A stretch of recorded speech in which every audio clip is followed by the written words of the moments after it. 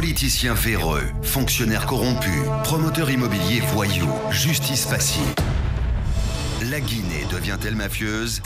Les grandes gueules d'Adafo Média ne lavent pas plus blanc, mais vous permettent de défendre votre pays en vous informant. Avec les grandes gueules d'Adafo Média, dénoncez les turpitudes, nous garantissons le secret des sources. Envoyez vos documents à espacefmguinée.info, rubrique Contact. Les grandes gueules d'Adafo Média ou le socle de la liberté d'expression en Guinée. Un mot de culture. Nous sommes le 21 février, pour ceux qui ne le savent pas. C'est la journée internationale des langues maternelles. En Guinée, cette journée rime avec Conakry, capitale mondiale du livre. Une manière de mettre un accent, en tout cas, sur ces langues maternelles, dont la promotion par les autorités en charge de l'alphabétisation laisse à désirer.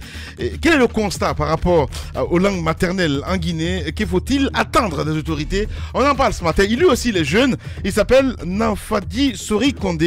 Il est membre de l'Académie Nko, Madame Yoruba, et il est avec nous dans ce studio. Bonjour et bienvenue dans les grandes gueules. Alors, on en parlait, que font les autorités pour la promotion des langues maternelles? On parle du Nko ce matin. Est-ce que vous avez un soutien? Quel est l'état des lieux? Je remercie mes chers journalistes pour m'avoir donné l'opportunité de m'exprimer, surtout en cette occasion de la journée internationale des langues maternelles, décrété par l'UNESCO pour faire la promotion et pour faire aussi le plaidoyer, attirer l'attention des autorités éducatives des différents pays du monde, parce que avoir l'éducation dans la langue maternelle aussi, ça fait partie des droits de l'homme, même si c'est connu.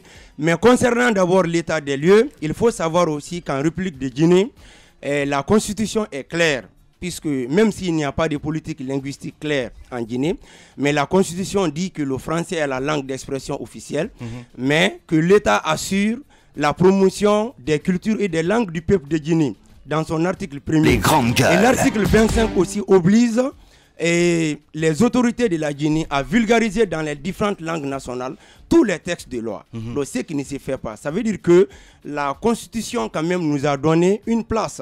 Mais ça s'arrête là.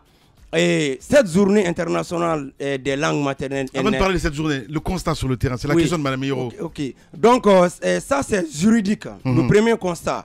Et le second constat est que, vraiment, dans la vie de tous les jours en Guinée, on chante dans les langues nationales, on parle les langues nationales en famille, dans la rue, et s'il faut